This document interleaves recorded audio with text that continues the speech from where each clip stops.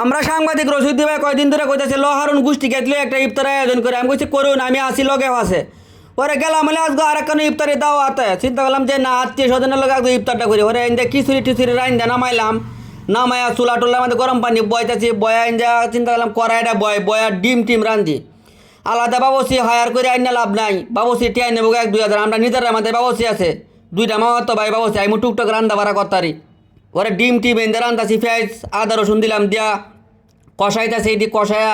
ডিম দিয়ে একটা জুলজেন করবাম সেই খিচুড়ির লগে কায়া ফুলা মানে মা হায়াল বাদ গা পরে ইন্ডিয়া ইফতারের সময় হয়ে যাইতেছে শর্টমট বিছাইলাম করলাম ফুলা হান এটাত বো আর বড় মানুষ এটাত বো বেটেন এটাত বো